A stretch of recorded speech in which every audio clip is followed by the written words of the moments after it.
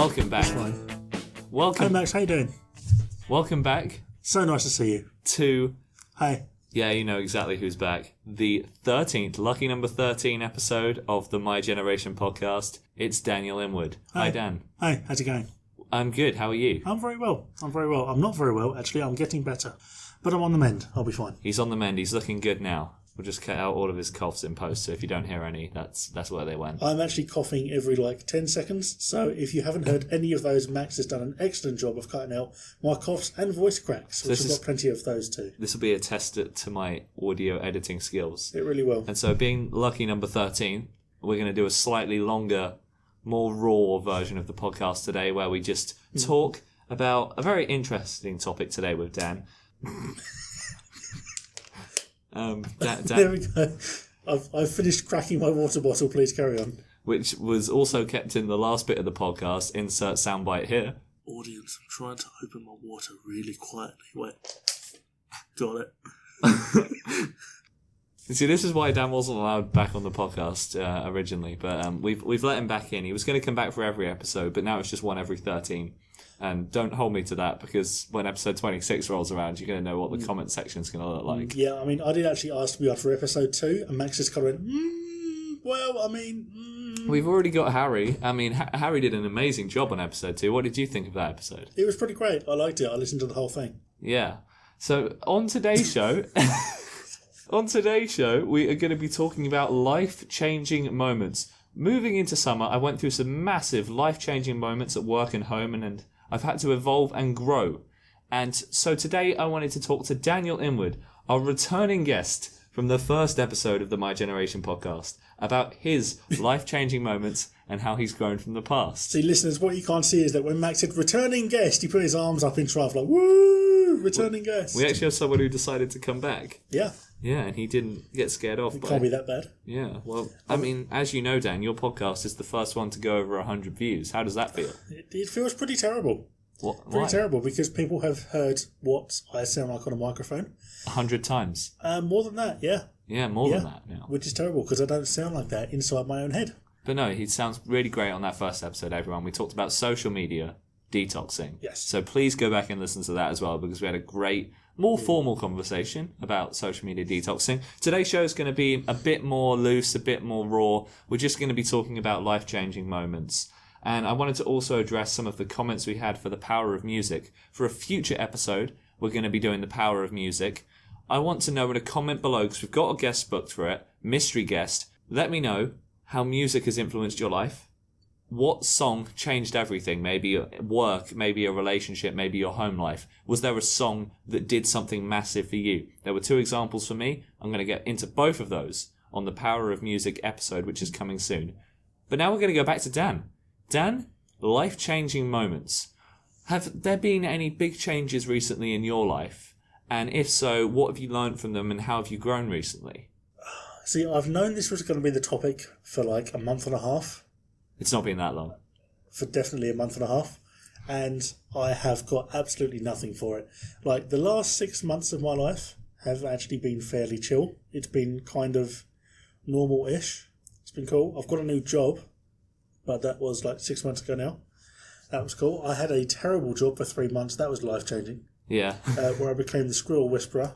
Oh, yeah. Oh, the school. Yeah, that was a massive moment That whole incident, yeah. in Dan and I's friendship where we found out that he was helping the squirrels. Dan, do elaborate. All right, I'll tell that story. I had a terrible, terrible job for about 3 months where I got an hour for lunch every day, and it was right by Moat Park. So I used to walk around Moat Park, this was a winter. This was November, December sort of time. So I would walk around the lake every single day. It's about a 40-minute walk, so it timed out quite nicely. And I'd always see squirrels. There were 4 or 5 of the same squirrels in the same places. And then there'd be a whole bunch more squirrels. Other than that, there'd be 10 or 15 just roaming around the place. And this is fine, and it carries on like this for some time. And I notice that, stop laughing at me. I'm always seeing the same squirrels, and because it's in the run-up to winter, they're burying nuts by the fistful.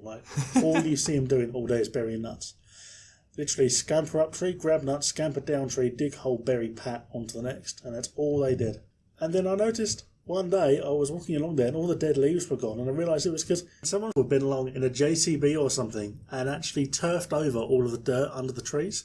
And so all the squirrels' nuts were just laying on top of the dirt, just like rotting away. And then the rest of them that were still underground they couldn't find because obviously they'd been moved. And then for the next couple of days I noticed that the squirrels were like getting more and more bold. Like they'd actually run up to you and they'd actually like be, I don't know, sniffing you and touching you and all that sort of stuff. And I'm like, I've just figured out why. And the squirrels are dying of hunger. I'm like, well, nobody else knows about this. Nobody else has realised this. It's going to have to be me, isn't it? So it's like that day I went home, like I went to Sainsbury's on the way home and bought like 15 quid's worth of nuts. And then the next day I went out in my giant winter coat with every single pocket like stuffed full of different sorts of nuts. And I was just walking along like the squirrel whisperer, throwing nuts out to all these different squirrels. And they were like running up to the piles of nuts on the ground and like nibbling them and burying them and running off with them and all that sort of stuff. This went on for several days. An entire working week's worth. I believe it was a full working week's worth, yeah, where I was actually, it wasn't 15 quid a day, but I was feeding these squirrels nuts regularly just by throwing them nuts from my coat pockets. Suspiciously. Yeah, looking very suspicious. I got a lot of weird looks from people. And then on the Monday afterwards, I actually forgot on the Monday that I needed to do this for the squirrels. And they knew it was me because I was walking along. I had no nuts to throw out, but they're all like coming up to me and they're all like, you know, looking around and stuff. And they're like, well, where are the nuts? What are you doing? Where is it? Where are the nuts? Come on, you feed us. Where is the food? And so for that one day, I was the squirrel whisperer. What an inspiring story. There you go. That was my life-changing moment. Well, I mean, in a way, it kind of is. You've done something that you didn't need to, and you went above and beyond for the care of the animals. Yeah. Yeah. Well, I mean, in terms of getting weird looks, where I was taking photos of my underwater camera. I think the motto to take away from both of these stories is that you've done it. You've done a good thing. Yep. Hopefully I have. I hope my photos come out good. I've sent them off. By the time you're listening... For the good of someone else. By the time you've listened to this, my photos will be on my Instagram, if I took any. So I'm going to plug the Instagram link down below any way we can. Yeah, you're going to send your Victorian age camera off to the steampunk factory where they actually develop film these days? Yeah, well, it's just a yellow box, my camera. We talk more about my camera in a lot of detail in episode number 7 with Emma, where we talked about actual film photography, so I'll link that below. You should tie a float to that thing, so if you drop it, it doesn't fall.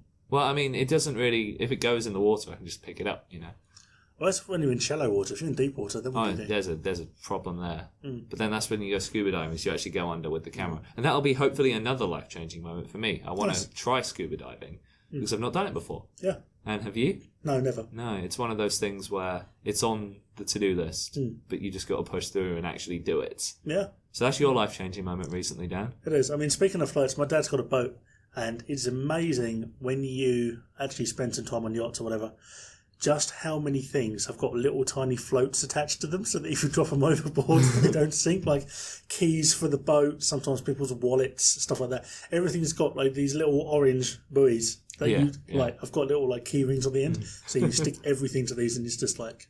That's cute. It's pretty great. So it's like little red ball things. Yeah, I love it. So if you drop your keys overboard, they don't immediately sink and leave you stranded. You see, the punters in Canterbury need that, the ones that do the boat tours. They do. Speaking of that, Mitch, who we've mentioned, he used to be one of those punters on the boats. Really? So I'm going to tell a story on behalf of Mitch. Please. And if he wants to elaborate, he can by commenting below. I want to get Mitch on the podcast, and this is probably my only chance of being able to open this out to him. But Mitch worked on one of those punter boats, and when he had a tour group of tourists in, he had a new pair of shoes on, slipped on the boat, face first, out the side of the boat he was punting, right in front of everyone. Yeah. In I think it was in Westgate Gardens, which, if you know Canterbury, we're a very Kent-based podcast. The beautiful Westgate Gardens, everyone sat out on the river. Mitch slams straight into the water, and he loses his keys, phone, and wallet. Oh, poor Mitch, man, that's terrible. In front of everyone as well. Yeah. You'd think those little punts would have a little, like, a stowage locker where you could put that sort of thing. But, so that's the story on behalf of Mitch, and Mitch, if you're listening, that's your cue to come on the podcast. Yeah. For that single day. That single day. Mitch, generally a very dignified man, but nobody can fall out of a boat gracefully. It's not a thing you can do. And that he said that was his first job, so that's quite cool. Quite an intro into the working world, isn't it? It is. Have you ever fallen out of a boat, Max? No, but no. Have you? Oh, more than I'd like to admit. More? Yeah, I've fallen out of a canoe. I've flipped a kayak. I think I fell out of a pedalo at one point. This is just becoming an embarrassing stories episode. In a way, they're life changing. That's pretty great. Yeah, they're all life changing. Yeah, there's a book I'd like to recommend called "Let's Pretend This Never Happened." If you've ever suffered an embarrassing life moment that you'd like to forget, read the book. It's by Max. Insert the author there. No, because I don't know who it is. Well, look it up. Well, it's going to be in the description, so don't worry. Right, I'm looking it up. I'm looking it up. Speaking of, although most of my embarrassing moments have tended to be me embarrassing my close friends. This is true. Like my friend Chris, who will hate me for telling this story. But Jenny Lawson. Let's pretend this never happened. Yeah. A book to do on what to do if you've been publicly shamed. Nice. Well, that's an interesting... I don't know. I think on the internet, it's very easy to accidentally introduce yourself to a huge amount of public shame. I was actually followed around on Twitter by a group who just retweeted everything I posted on Twitter and just put the word underneath it because I said I didn't. I said I thought toast was overrated. It was like my third tweet ever, and then there were these 4 guys that went on everything I put for the next month, and I'm just like, well, maybe Twitter's not for me. You were pushed off of Twitter by... Yeah. If people are that sensitive about toast, which is overrated, by the way, it's just, I'll stick to Insta. It's fine. I mean, I'm a big fan of toast. It's pretty good. Toast has got to be thick. Yeah. This is true. Oh, although actually, interestingly, it's always going to keep coming back to Mitch. We had an hour and a half long conversation about toasters very recently, and he talks about how his toaster bread is too thick for his toaster, and so he has to use regular bread because the toasted bread is too thick. Damn, son, that's nuts. Because most toasters are wide enough to accept crumpets. So how big is his toaster bread? And then he talked about the fact that sometimes he wants 3 pieces of toast, but it only takes 2, and by the time you've done the other piece on its own, the other 2 are already getting cold. And we recommended a 4-piece toaster, but then 4 was excess. Surely you should just put the 2 in. Yeah. As they pop up, put butter... No, even before you put butter on them, put the next one in, push the toaster back down, and then put butter on the first 2 and then eat them, surely. And you think toast is overrated? This is coming from a man... I mean, toast is pretty great, but it's not something that deserves global hype. And you think toast has got a global hype? I mean... I don't know. This is the most potent question we've ever posed on the My Generation I don't know. We're talking podcast. about something I put on the internet in 2012. I've got no idea. Well, the toast is fine. Toast is just fine. You've got no opinion on toast. Yeah, toast is pretty good. I actually prefer granary bread for toast. Because? I like the texture. It's pretty good. And proper salted butter. Oh. Yeah. He only likes... Only the best for Dan. Only the finest. Only the finest. For our first ever guest on the My Generation podcast. Coming back with a very interesting topic. I said bring it back around here. Yeah. What are we supposed to be talking about? Life-changing moments you've had. Let's talk about toast. Let's talk about... I've talked about toast for 45 minutes to an hour with Mitch. We're not talking about toast anymore. Yeah, but did that make it into the episode? Well, no, because I haven't had him on the podcast. That's the thing. There you go. Yeah. But Dan. Yes. Life-changing moments recently. New job, well, my voice. Right, keep this all in. Okay. Recently, not many. I got a new job about 6 months ago, and that's been ticking along nicely. That's coming on. That's cool. That's fine. No stress. I moved to Canterbury again just over 6 months ago, so that was cool. Been living on my own. Yeah. And that's been interesting. And how's life changed now that you're living on your own?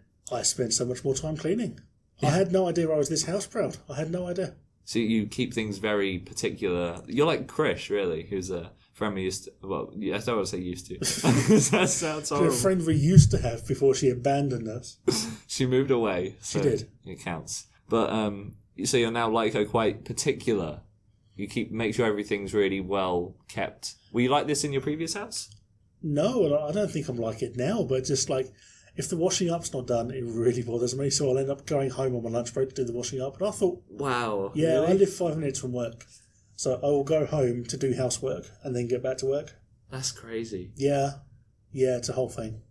But, I mean, there's a certain amount of satisfaction once that's done. Is that an independency thing? Does that make you feel independent? Yeah, very much so. It's part of like, I can run a household. This is fine. This is fine. Everything's fine. This is fine. Sometimes it's not fine. But this is fine, And, well, that's a big transition in your life, obviously. I was living with parents before. Before that, I was living with my fiancée at the time. And, it was never... This is the first time I've lived alone, and it's a very, very different sensation to either of those. So, in what way? If I don't do it, it's not going to get done. That's the big thing. That's the disaster. If it bothers me now, it's going to bother me tomorrow if I don't do it today. But in a way, that makes you more efficient, though, doesn't it? Because if you've got more on your to-do list, you've just got to rattle things out so that they don't build up. Yeah, that's the idea. That's what I sort of get from running my own little businessy stuff. And in my job in radio, a lot of it's very independent. So if you don't do it, that is not going to be done. You can't pass the job on. Yeah, very much so. I'm thinking about buying a Roomba, though, because I hate hoovering. Buying a what, sorry? Roomba. What's a Roomba? Roomba, oh my God. It's a little robot about, about the size of a dinner plate. And it's on wheels, but it's just a robotic hoover. Nice. How are you going to get that to do the housework? Maybe. You get cheap ones for about 90 or 100 quid. So it just pootles around in a zigzag fashion and just hoovers everything automatically. Is this the house equivalent of putting sheep in a field to eat the grass? A little bit. I don't generate that much hair, but when my girlfriend is in the house, I'm like, oh my God, there are these long brunette hairs everywhere, and I've got no idea how it happens. Yeah. I have enough to build a whole new girlfriend. So there's that. Yeah, it's great. So you have to now start to think about basically things on your own. It's a big thing, isn't it? For and some people it comes quite early in the form of moving out for university, and some people it comes a little bit more on time when you're ready to move out for a job, like you have, and some people it comes a little bit later.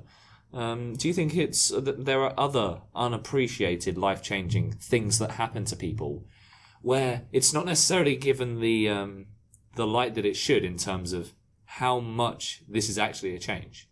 Yeah, there's a couple of moments. The first big failure of your life is always an interesting one. The first time you really exquisitely screw something up. Yeah. That you were really desperate for it to go well. I think that's a humbling moment. The first time you get properly humbled is just it's just... What was your first moment? The first thing I screwed up? Oh, God, you're making me choose from a long list here. I think I know mine. It was... I'm not going to go into the details because it's immensely tragic and cringeworthy. But I, royally screwed up asking out a girl in secondary school. It was that, common 14-year-old thing was you're making eyes at each other all day. And I royally screwed it up in front of nobody, actually, but then she told every single person that she knew. And that was pretty damn humbling. How did you mess up? What a wonderful question. Moving on. Oh, it was just immensely cringeworthy. I didn't do anything that bad. But when you're 14, not terribly well adjusted to social norms, as was the case at that age, you can do some odd stuff. Yeah. Do some really odd stuff. And I'm sure a lot of people have got a similar story. Yeah. Just when you think, this will come over really well. And then to to the receiving party, it just doesn't. I used to work in a fast food restaurant, and on my first day of work, I was making a drink, and as I took the drink out of the machine, it slipped out of my hand because there was a lot of condensation on the outside of it, and it was falling straight down to the floor. Obviously, it was just going to hit the floor, and I was like, no, I can't let this fall on the floor. It's my first day, so I go to grab it. But my hand closes before I get to the cup, and I end up just punching it. And I punched it straight into the manager's office. It ricocheted off a wall, and then immediately hit the floor, and had to be cleaned up instantly. That's pretty cool. That was a Saturday. That was a Friday rush hour. Nice. Peak time. Nice. Midday when everyone wants their food. Pretty good. In the middle of summer as well. Great. So yeah. Everyone was out enjoying the sun, and I was busy punching drinks into the manager's office. That's pretty great. Yeah. That taught me a lot. Yes. Yeah, it will. Don't punch drinks. No. And it's like, I remember I heard a story where in the early days of email, this isn't my story, taking this from someone else.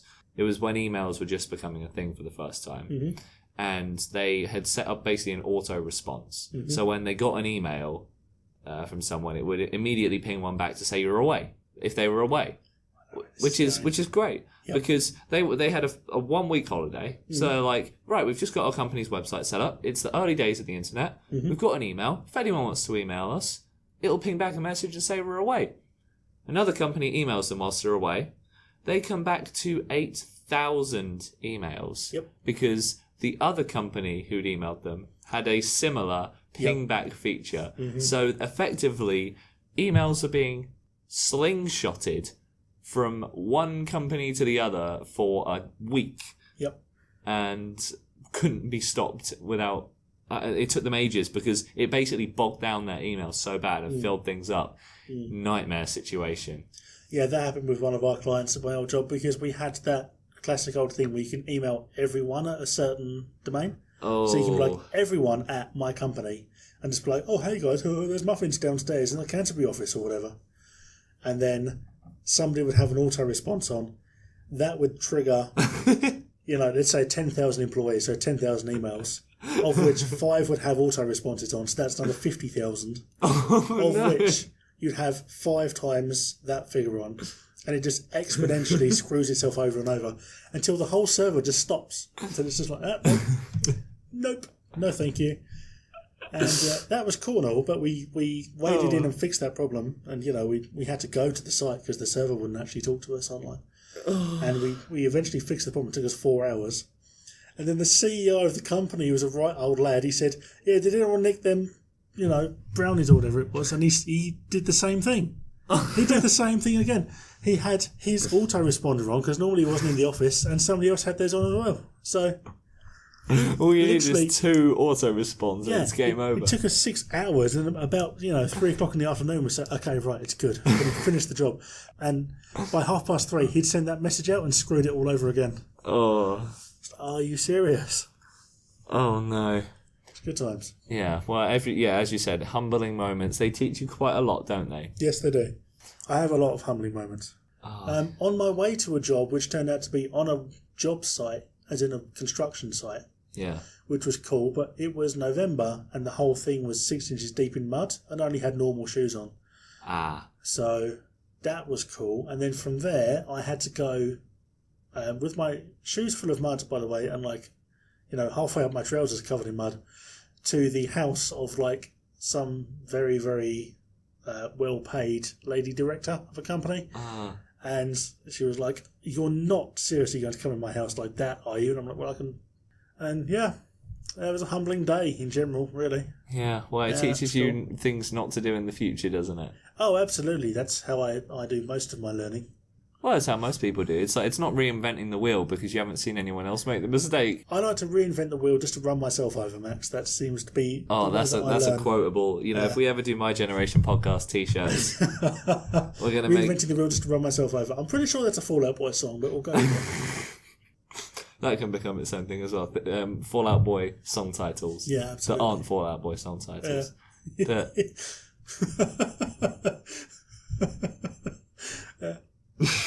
No, you're right.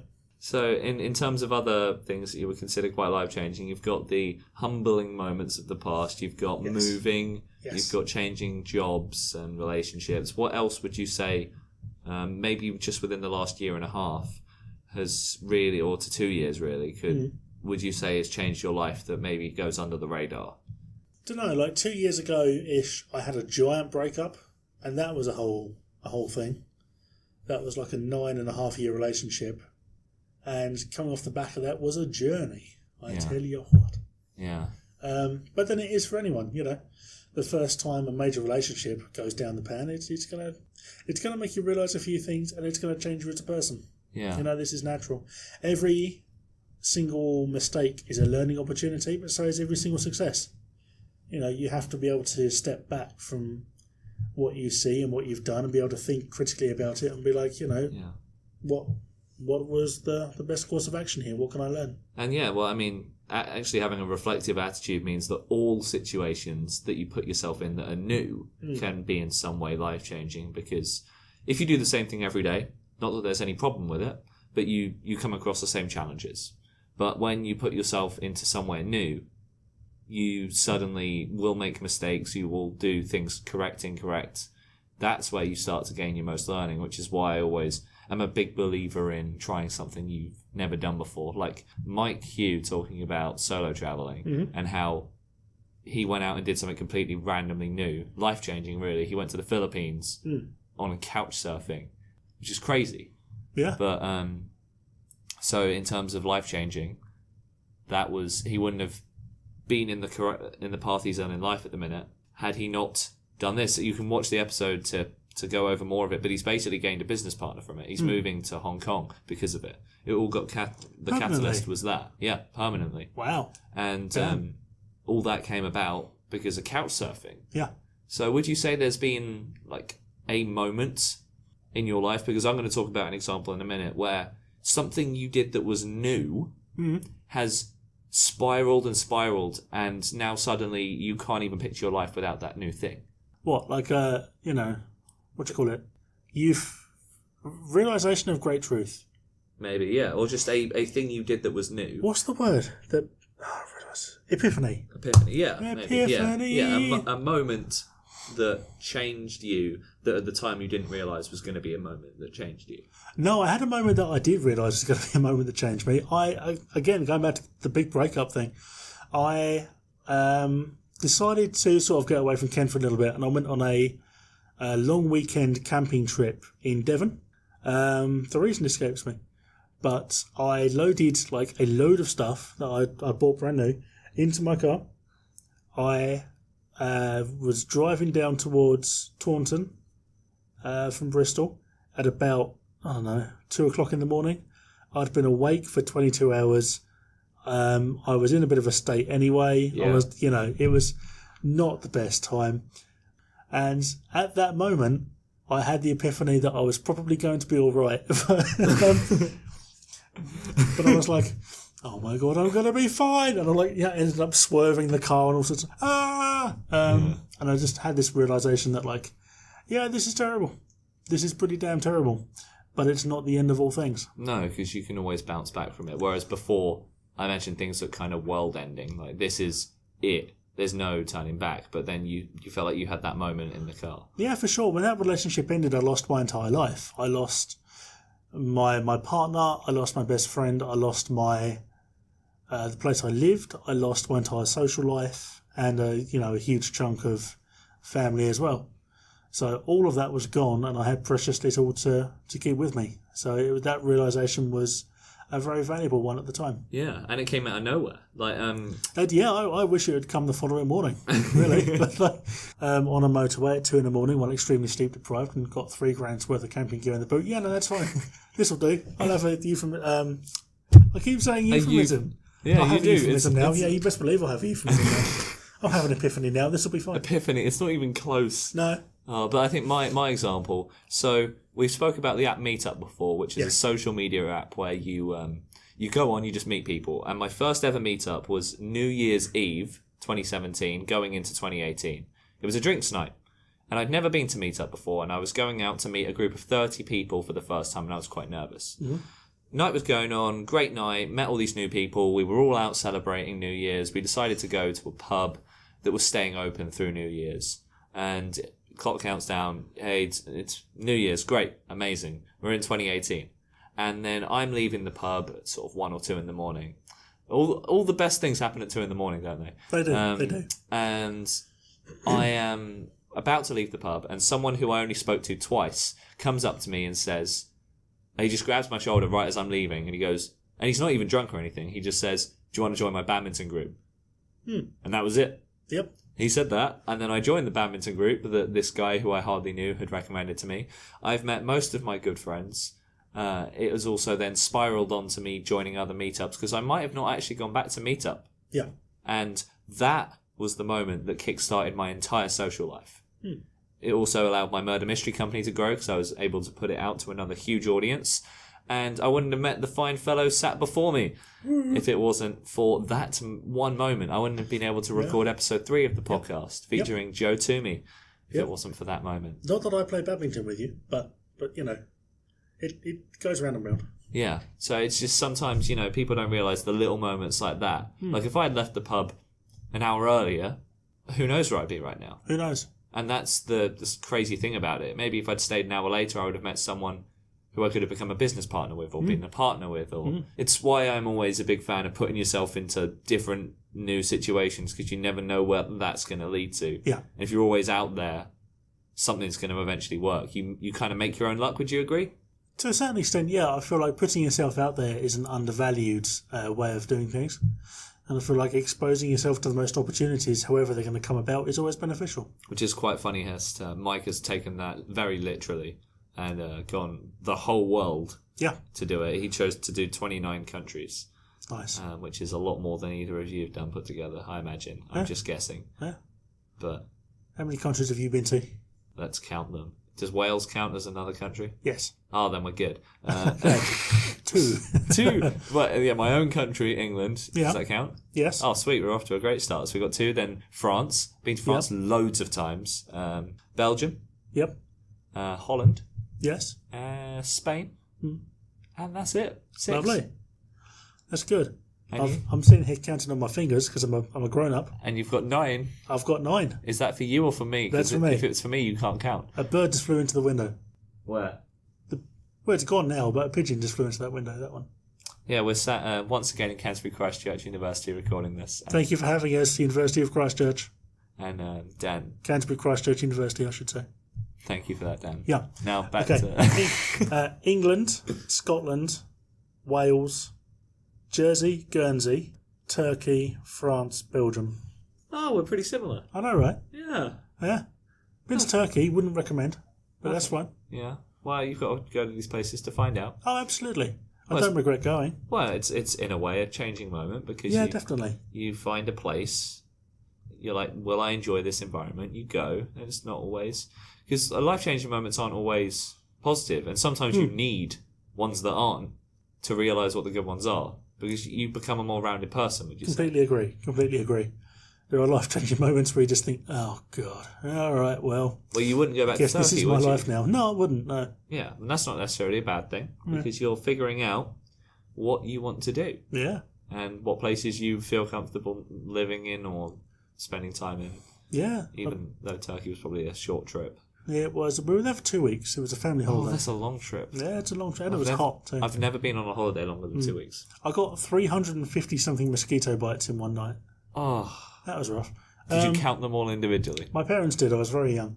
Well, youngish. Yeah, I mean, I'm quite comfortable having an experience that I don't enjoy just because, I'm young. I'm only 26.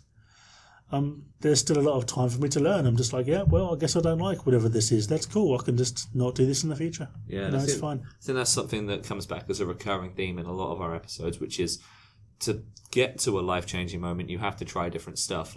So over the course of the next 2 days, well, today, I have, as of the time of recording, this is the 3rd of July. I'm not sure when this is going up, but as of the time of recording, I have just started to help with a video project for student radio, and I was in the brainstorming for it. And I've never brainstormed with a group for a promotional video before. And so I learned what that was like today. And whether I do it again or not, I'll see. I'm going to be doing some shadowing for some TV work. It might not lead to... It probably won't. I'm just going in to see what TV's like. Yeah. To see behind the scenes of a TV set. To see how that works. To see if there's any spark of enjoyment from it. I might like it. I might not. I might want to become a promoter because I enjoyed the promotion stuff. I might not. And you don't find out unless you put yourself in the seat. Do you? No, you don't. Not unless you try it. I'm going to do that again. No, you don't. No, not unless you try it. That was worse. That was worse. No, you don't. No, not unless you try it. It came out so fake the third time. I'm going to include all 3 of them, just so the viewers get to choose. Yeah, this is all making it in, by the way. Yeah, so the viewers get to choose which was their favourite one of those 3 deliveries. You're going to screw me in this edit, aren't you? Maybe. Okay. So that was what Dan and I have to say so far about life-changing moments. We're going to have more to say after the quick interval. Peter's here, so we're having an interval. Peter? Peter's here, so we're having an interval. Oh, Peter. He's a Peter, like P-E-T-A. Oh. So that's what Dan and I have to say so far about life-changing moments. But do you have a story to tell us? If so, please leave it as a comment below. Or you can contact the Facebook page at the My Generation Podcast, and we'll be featuring all comments over the coming episodes. We really want to keep this conversation going about life-changing moments. This has been an interesting one. It's gone down very different avenues to what I expected, but I think what we've gained so far, at least from my perspective, is that idea of trying something new, because it will lead to those life-changing moments. And also that sometimes, Dan, would you agree, that they just come out of nowhere? Oh, definitely. So now... That's the fakest delivery ever. And that's all making it in.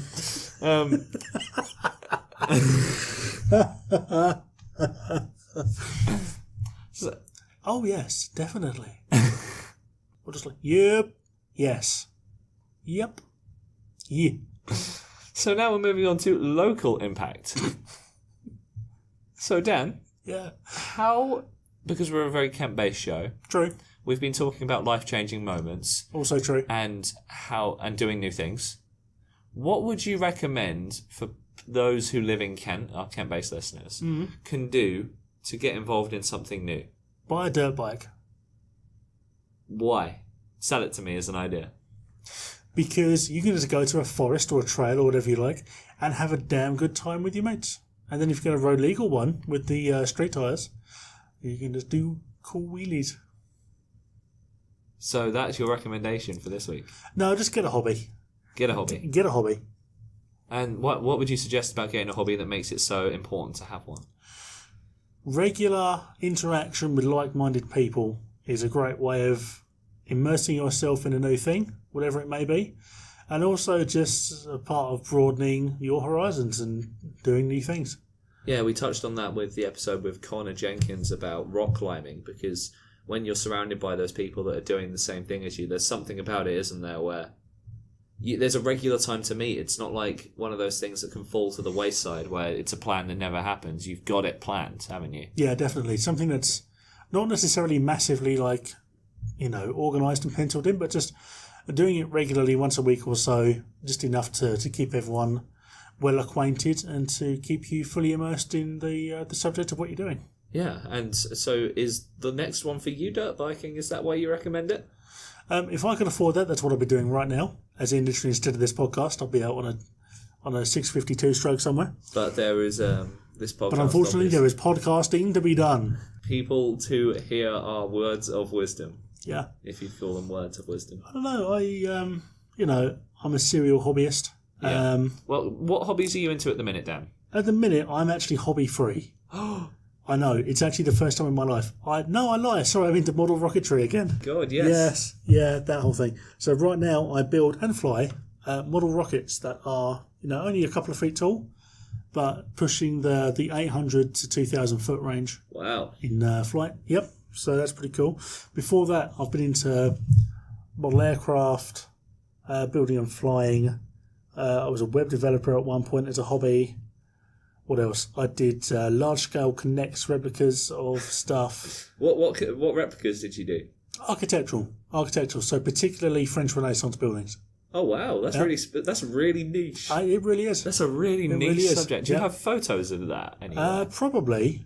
Dan, would you mind digging up those photos for the listeners? I will do my best. Because as a fan of very niche hobbies, that is as and by when I say that I mean Lego collecting of very specific themes, yes, you do. Certain custom builds. That would be very interesting to see. And so if it's in the description, people, that means that Dan came back to me. And if it's not there, it means that this was in the era before decent quality pictures existed. Yeah, but other hobbies you were saying? Oh God, clay pigeon shooting, air rifle shooting, precision type, wood turning. So I have been trying to actually get into this into lathe working with wood, and I enjoyed it very, very much. And I did that regularly, always turning bowls, plates, egg cups, snowmen in the winter, whatever cylindrical. When I met you, I think you were doing that, weren't you? Yeah, very much so. Unfortunately, right now, I don't have a shed or much of a back garden where I live, so that's had to sort of fall by the wayside. My dad has a lathe. Yeah, it doesn't really do a whole lot of lathing at the minute. No? No. Does he just like to look at it? Well, no, it's in a garage, but where we used to live, the office that my dad had was basically a converted shed at the back of the garden. Yeah. Because we lived in the countryside, so we had more space. And basically, to paint a picture, one half of the office was computers and desks and things. The other half was a lathe. Nice. And so it would distract that's the him regularly. Yeah, that's the dream. That really is the dream, to have you play in the same place as you have your work. But he was conscious enough to do both. So he had sure. his bit of both. But yeah, that's a really cool hobby. I mean, along those same lines, I know a friend, Joel, who I could probably try and rope into doing a podcast episode. Oh, for sure. You know Joel. He does his blacksmithing as a meetup, which is really cool. And I know... To be fair, though, that's not a hobby, that's a calling. Yeah. You know, that is what he wants to do. Well, that's what he does. And it's what he does for a living. But what I mean in regards to hobbies is that he does it as a meetup where you can go along and try it. Oh, sure. So, I know... True. Again, we'll mention Mitch. I'm going to keep mentioning his name in the podcast because then everyone's going to be like, who's the mysterious Mitch? And then one day when we get him, he'll get 100,000 views. Absolutely. Minimum. That's the plan. Yeah. At the time of recording, we're sitting pretty on 11 subscribers, dudes. Cool. We're saying... We're going to have a live check of the subscription figures, people. Because then when we go back to this... It is indeed 11. My Generation Podcast, 11 subs on YouTube. Yeah, so when... as of the time of recording, so we'll see... What's the goal, Dan? Set a subscriber goal for the end of 2019. 8 billion. That's everyone, right? That's everyone on Earth? Sure. Okay. That's a good target. By what time period?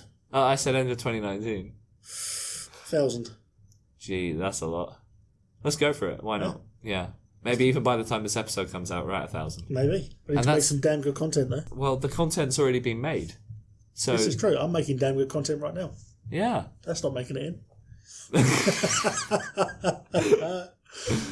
He's so humble. Oh, fun times. Yeah, absolutely. We'll get Dan back for every 13th episode of the... Yeah, absolutely. I'm like the unlucky returning ghost. Yeah, the thing is all of the consistencies of the podcast are now being fairly randomised. Like, Thursday night was just the night I uploaded the first episode. Now it's the theme, and I think it works quite nicely because most people are out on a Friday or a Saturday, and it's right before that. It's coming toward the end of the week, so it's that feel good. And the whole idea of having you back every 13th episode is now going to have to be a thing, isn't it? It's pretty great, yeah. We could even record a batch and you just release them every 13 episodes. Yeah, exactly. Yeah. But the thing is, if some of them are like...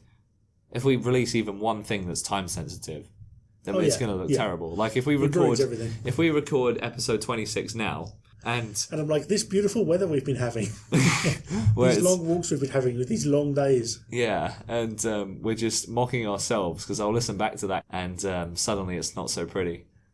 But you know, we've got pretty great weather at the minute, haven't we, Dan?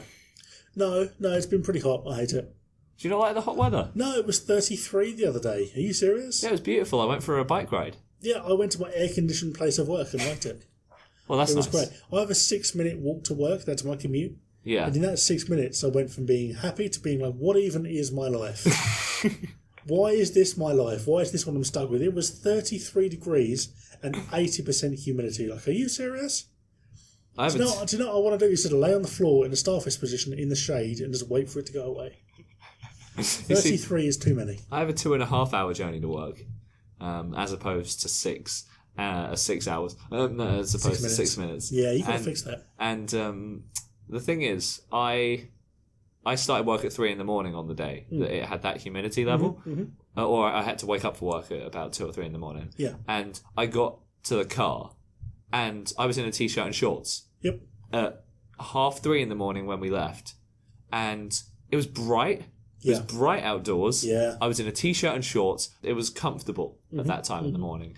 At 3 in the morning, which is mental to me. It's no good. The only time it was dark was midnight. No, it was probably 11 at night until 2 in the morning was the only darkness, proper darkness we had, which is just a testament to it's the longest days of the year at the minute as the time of recording. And because this comes out in August, we would have had a lot of weather between now and then, wouldn't we? Yeah, absolutely. I mean, we're just past the summer solstice now. Yeah. So, yeah, days getting shorter again. And that will be a life-changing experience for you, walking from home to work in 6 minutes. And absolutely. In a coat. It'll be weird. Why were you wearing a coat? I wasn't wearing a coat when it was super hot, but I don't know. I'm tired. I mean, that's one of the life-changing experiences that we can talk about, is me walking to work in 6 minutes. In 6 minutes? Yeah, in 33 degree heat. Yeah. That was rough. But I mean, the distance from home to work is so short that I can just wear what I want to wear in the office and just, it's fine. I can put up with whatever weather is outside. You see, I'm in the same boat, even though I have a 2.5 hour journey of trains. It's all indoors. So I'm indoor the whole time. Shorts and t-shirt. Besides the cycle ride there to the station. Which is how long? 15? Yeah. Which ain't the worst. That's fine. Although, Gloves. speaking of a life-changing moment relating to the cycling, I told you about when I got a concussion cycling. So I'm briefly going to go off on a No. Yes, you know about Tell this. me the story. You know about... No. Are you actually... Oh, yeah, no, I know about this. Yeah, you know about it. Yeah, it. sorry. Okay, Christ, I had a concussion of my own then. Sorry, carry on. I was like, wait, no, I told you this story when it Yeah, no, happened. you're right.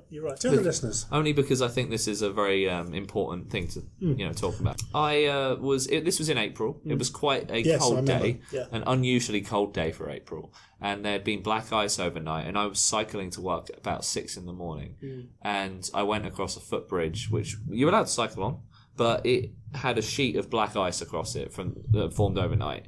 And when my front wheel touched that ice, the whole bike went from under me. I fell sideways and hit my head on a bit of metal on the side railing going onto the floor, side on.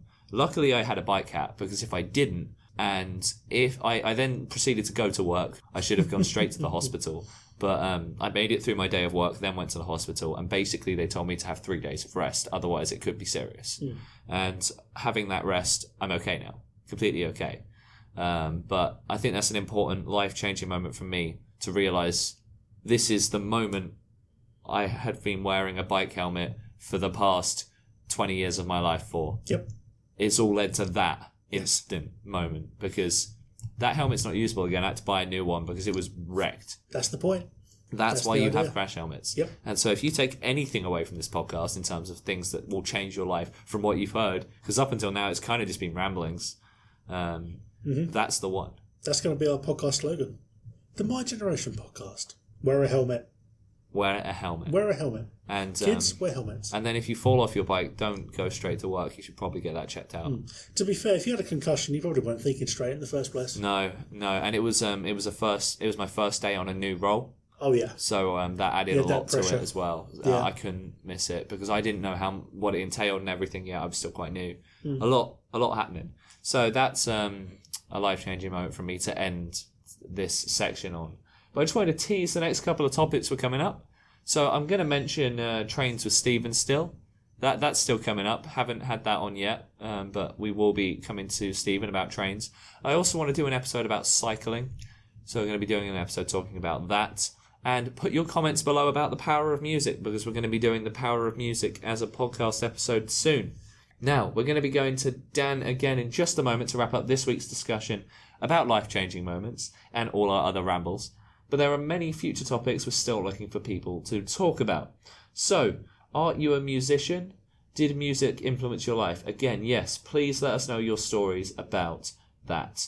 And cycling. I'm planning to do an episode on cycling myself, but if you've got a story relating to cycling or just travel in general like Mike's within the Kent area, please do get in touch. We're also looking for writers. If you do novel writing of any kind, please contact the page. If you're aged between... My stomach just rumbled really loud then.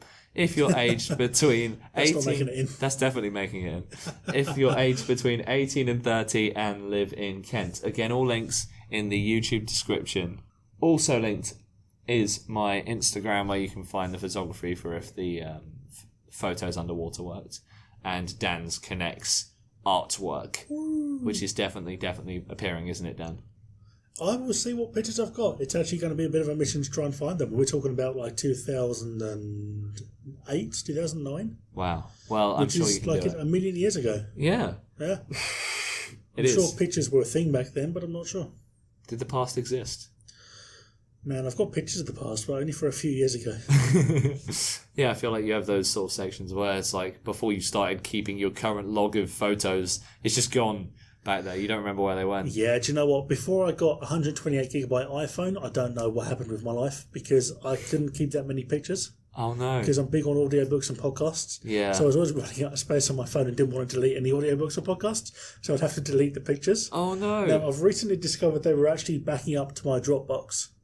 And I do have a script running that pulls them out of Dropbox and puts them on my PC. So I've got like 3 years of completely unsorted pictures to look through because, unbeknownst to me, all my pictures have been pulled from my Dropbox to my PC without me knowing. So I have got to go through all those, and I'm probably going to have some cool life moments to put up on social media. In a way, that's quite cool because you don't remember them. It's like with my film photography, when I get the photos back after sending them away to be processed, I can't remember the photos I took. So when they come back, it's a great experience. And having an actual physical photo album now is pretty cool. It's pretty great. Yeah. I've got one.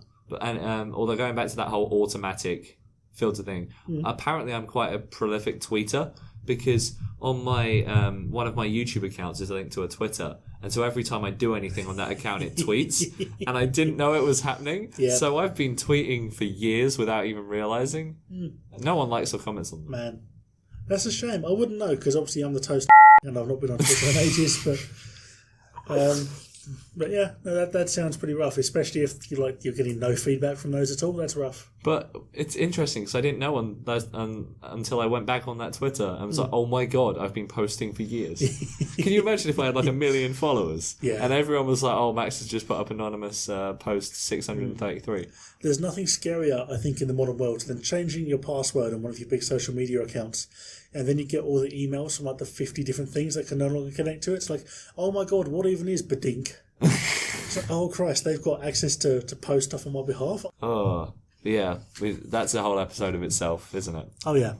Fear. Fear in the modern world.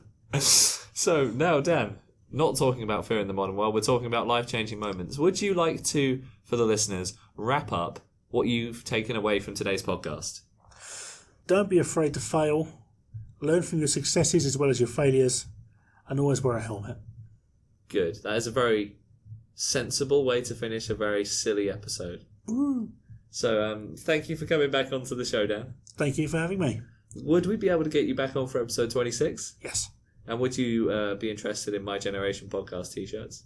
Yes. Even though merch is obviously a million miles away because we need at least 12 subscribers to do merch. Do we? That's the minimum I was setting. Okay. Then, definitely sign up for Max's Patreon. Oh, I've not got a Patreon. No, we're not at Patreon levels yet. No? Okay. No. But we're moving in the right direction. I'd like to also just take this opportunity to thank everyone so far on the My Generation podcast who's contributed, whether they've been people who have come on air to talk with us, like Dan, who is currently trying to put his lid back on his bowl. Just do it, because I know you're going to do it. I'm doing it really quietly. Wait, no, it's cross-threaded. Hang on. I'm just going to... Oh, that's a horrible sound. No. Welcome to the My Generation's ASMR podcast. No, butchered it. Okay. Welcome to the My Generation's ASMR podcast. Hey, got it in the end. Featuring me in this water bottle. So, if you want to hear more of Dan and his water bottle, stay tuned for episode 26, because we'll be talking about something else then, won't we, Dan? Me and this bad boy. We'll be back. So, is there anything you specifically want to talk about for episode 26, Dan? Existential dread. Don't say that so one tone. Okay, so Dan, so Dan, if you want to talk about existential dread, I guess you can leave a comment. Okay, give me some options. Because if we're doing this every 13, this is because of how frequently these will be coming out. Mm-hmm. It'll effectively be every 3 months. Would it be? Would be here? Something like that. Yeah, a little over. Yeah. Yeah, just over 3 months. Because 26 is halfway through a year. Mm-hmm. Mm-hmm, mm-hmm. Oh my god! So next time you hear it'll be the My Generation roundup. It'll be the 6-month anniversary of the My Generation podcast. Absolutely. And considering I'm recording this when only 4 episodes are out and available, but we're pre-recording very, very far in advance. Everyone. I also recently put up a Spider-Man Far From Home review. By now, everyone's seen it and will know all the spoilers. But so, Dan, we can openly talk about them. No, we're not, because I know you haven't seen the movie yet. I'm going to go and see the film on Saturday. Yeah. So, I look forward to that. And even though you gave it a 6 out of 10. Yeah, I did. But everyone's got their ratings. I know someone on my Instagram gave it a 9 out of 10. And this is going to be really old news, this bit. It really is. This is old news. It really is. That film's how old? Well, at the time of listening to this, it'll be at least a month and a half old news, this. Nice. But what I'm trying to get to is that if you enjoyed that style of episode as well, do let me know. Always trying to figure out what's the best way to do these podcasts, whether you like them quite informal, like today's discussion, whether you like them quite formal, like the first episode of the podcast, or maybe even just an episode where I'm just talking about one specific subject, or comments as well. I do want to know from you what your favourite aspect of the podcast is as well. And we're going to try and get you back on the show, Dan, for episode 26, when you haven't got a bottle cap on your head. Existential dread. Why do you want to talk about that? Goodbye. Dan, why do you want to talk about it? I don't, but it's been on my mind lately. One day it's all just going to stop. So you want to talk about the biggest questions? Oh, God, no. No, but they're on my mind. So one day, all of life, as far as I know it, is just going to be over. I'm going to try and pick a more positive title, though. Okay. Positive angle to take from this. Okay. Sort of like a what's next, yeah? That's what we need, is some red hot controversy to spice this podcast. We will pick a topic for the 26th episodes, and you'll hear about that on the Facebook page. Yeah, or... like, comment and subscribe. Yes, thank you for that, Dan. Or, yeah, you can message at the My Generation Podcast. If there's a topic you want us to talk about, you can let us know as well, because we're a very open show. We can chop and change to whatever you want us to talk about. Also for episode, what would it be, 39? And then episode 52 as well. Oh, yeah. We're looking forward. And this is actually probably going to be our longest episode by a long way. Really? We've only been going for like an hour and 10. Man, we spoke for like an hour and a half. What was the release length on that thing? I mean, of actual talking, that's about 35 minutes. But with episodes since then, I've tried to leave more in, keep it more raw. Yeah. Almost live feeling. Yeah. Because we don't want to cut too much. I think we were still feeling our way into the podcast at that point. And we've got a lot of great stuff coming. And if you want to feature, then please get in touch with the page. If you're 18 to 30 and live in Kent, we might even decide to maybe do some double episodes where we feature 2 guests. Dan, what would you be like with another guest? I'd be happy with that. That'd be cool. Yeah. And is there anything else you want to say to the viewers before we end? Nope. Good luck. Good luck with what? Wearing a helmet. Wearing a helmet. Don't hit me up on Twitter. Please don't follow Dan. Please don't. Please. I've had enough of Twitter. Thank you. Are there any social media links you do want to promote from yourself? Yes, I'd like you all to visit the My Generation podcast page on Facebook. Oh, he's too kind. And go to my website. What's your website, Dan? It's daniel-inwood.com, but there's nothing on it right now. But go anyway, because it looks good on my reports. What do you do on Daniel-Inwood, which I'm looking up now? Yep. Inwood.com. What's even on it right now? Is it just Epsom? It's a portfolio.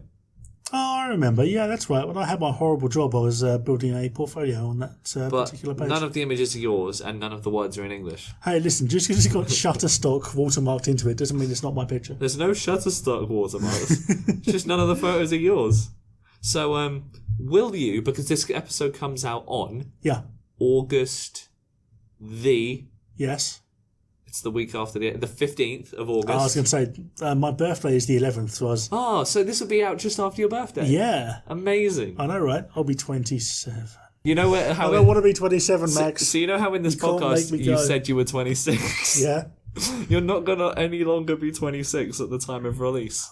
You will be 27. Yeah, that's not good, man. And will you have something on this portfolio for us to see on daniel-inwood.com? Do you know what? I'll make a commitment. You could put your Kinect photos there. I could put my giant Factorio Megabase on there. Because I'm really, really interested to see this. All right. And I don't know about the listeners. In fact, you know what? Even though I'm recording this episode on the 3rd of July, I'm going to try and put a poll out on Instagram. This will have all happened in the past to you.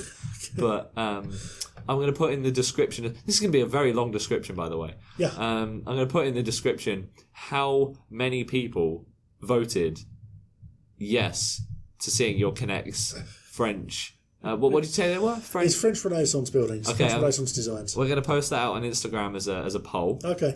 If the poll gets above 50% as a yes, then you have to post it. Okay.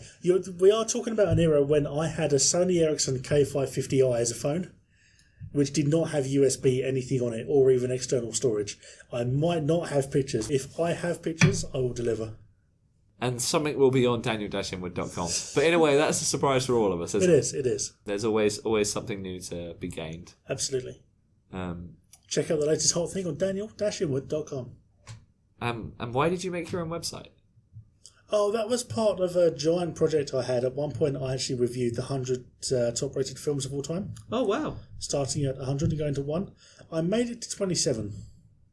Wait, so did you do 27 or did you make it to number 27? I made it to number 27, so I did 73 films. And you've seen all of those movies? Yeah. Wow. Yeah. That's a lot of movies. I mean, yeah. Yeah, it was a whole thing. Actually, I saw Moneyball today. That was great. Oh. Yeah, I like that film. I haven't seen Moneyball. Matt Damon eats in every single film he's in. It's really weird. Is that a thing? Yeah. Do you reckon that's a... Yeah, Oceans 11, 12 and 13. He's eating in all of those. Matt Damon's character. If he's in Oceans 13, I don't remember. Well, there's also... he does a lot of cameos, doesn't he? Yes, he does. Yeah. So do you reckon he eats in the cameos as well? I wouldn't know. Because I know he was in... We should look this up. He had a cameo in Unsane, and I don't know if he ate in that. You're going to have to do a lot of shuffling with this podcast for the goodbye that we said 20 minutes ago to actually end in the right spot. No, I'm keeping this raw. We're just we're rolling. I'm going to say sweet. goodbye again later. Yeah, no worries. Yeah, you've asked me twice now for my final words. Yeah. We'll go for the hat trick on that. Yeah. Anyway, after this, we're going to, I assume, good food? Yeah. Yeah, cool. Good times. And on that episode, on that note... And on that episode... It's viewers to say good time, bye. And on that note, if you can find a single movie where Matt Damon hasn't been caught eating, then send it to daniel-inwood.com. Yes, that needs to be an actual thing. Okay, if you send anything to any email address at all at daniel-inwood.com, I will get that message. So definitely send me, if you can find... So what if I sent something to mattdamoneats at daniel-inwood.com? Yeah, exactly that. That would come through. Yeah, that will come through to me. So that's the email we're going to put in the description. Yeah. Matt Damon eats. If you could please send any instance of Matt Damon not eating in a cameo in a film, could you please send that through to me, preferably with picture evidence, let's have it as Matt Damon in a film in a cameo, wait. But not eating at daniel-inwood.com, and I'll get that message. Can we just do Matt Damon eats at daniel-inwood.com? Yeah. Yeah, let's do that. Okay. If you email there. Gib at daniel-inwood.com. That'll come through. That's if there's a single person who's made it this far through the show. If you've made it this far through the show, I'm very sorry. just let me know. Drop me a message at show notes at daniel-inwood.com. And yeah. I'm so sorry. And the thing is, because this is coming out after your birthday, you'll have forgotten about this episode. Yeah, the thing is, this is live. Yeah, we're actually recording this right now on the 15th. I don't know why Max keeps talking about July. But the thing it hasn't been July for years. You're gonna forget about this, and your emails box is just gonna light up. It really is. I'm gonna get 2 whole emails. Yeah. We actually recorded these in 2017, so I've got no idea what Max is talking about. Yeah, this is being recorded 3/7/19. Anyway, we're like an hour and 15 minutes in. When are we going to introduce our special guest? And now to begin the podcast. Yes, the whiteboard that we're next to. Yeah, we're in Canterbury Christchurch University using a new room today. So let me know what you like. Let me actually know if you've actually made it this far. What do you think of the acoustics in this room? Because it's different to the other room we've used. Dan, stop typing on the keyboard. Okay. So let me know what you like about the acoustics in this room. And we're going to finish the podcast now, Dan. Okay. Thank you very much for coming on. Thanks for having me. No problem. We'll be featuring daniel-inwood.com again in episode 26 of the My Generation podcast. We'll be talking about something completely different. Absolutely. Thank you all for listening to the My Generation podcast. Once again, episode beautiful number 13, lucky number 13 for Dan. Let us know what you think of it in the comments below if you like this very informal approach to the podcast. I'm very interested to see what you think about this. It's been really fun to record. I don't know what you think, Dan. It's been pretty great. It's been so much fun to record this episode. Let me know what you think in the comments or at the My Generation podcast on Facebook. And we'll see you in the brand new episode next Thursday at 6 o'clock. We'll be talking about something completely different with someone else. See you later. Stop calling me on Twitter.